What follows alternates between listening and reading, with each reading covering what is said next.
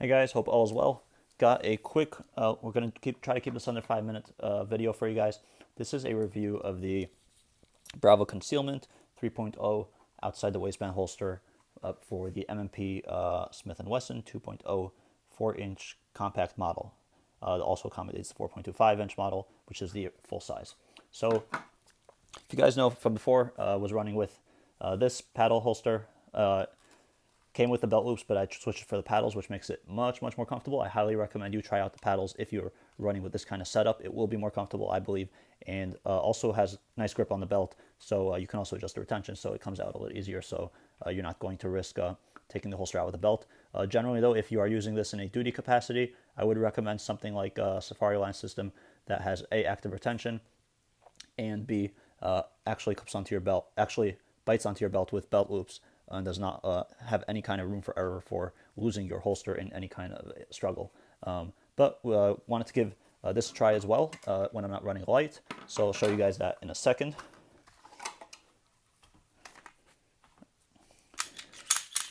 All right, we've cleared this off camera, and just show you guys, take off the light as well. All right, we got the light off, and you guys can see nice open flare over here. Firearm goes in, you got your click. Right now we are, I believe, at the least retention, and we'll do a quick shake test without holding on to. So you can see it's at the lowest retention, so there is some kind of, obviously going to be a little bit of a loose fit, but it's not coming out even, and I'm shaking it kind of strong. So take it out, has a nice kind of tough removing process that I've read is kind of common for the new holsters.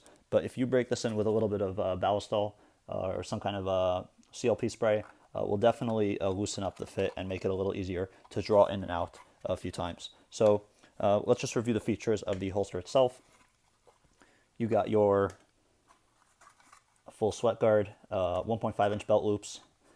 These originally came flipped, but I flipped them down just to make it a little bit easier to weave the belt through. And I'll show you guys right now.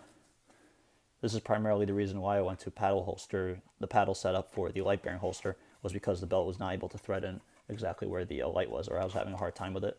But this threads in nicely. You guys can see it would tightly hug your body. The setup is also compatible with the paddles and as well. You got your trigger guard fully covered up. I'll just demo that again for you guys.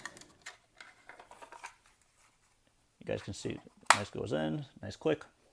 You can get a full firing grip. Trigger is protected. Holds on secure to your belt. You can get a good grip, like I said. I believe this will also accommodate red dot, so you should have no issues there.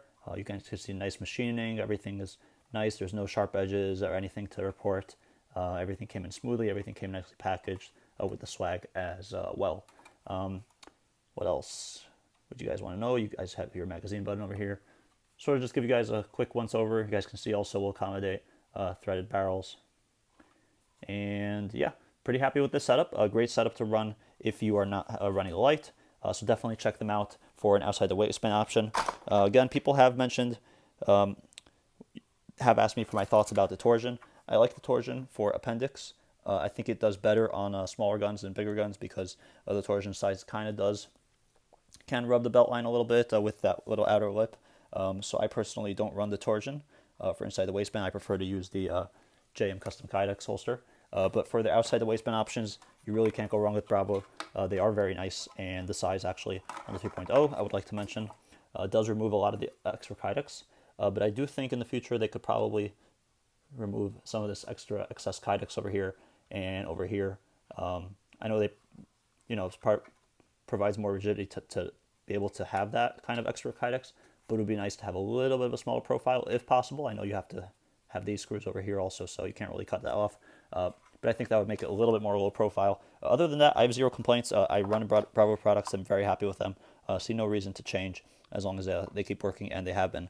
I've been happy to work with them for the last few years to review their products, and look forward to reviewing more in the future. So I want to thank Bravo for making this review possible.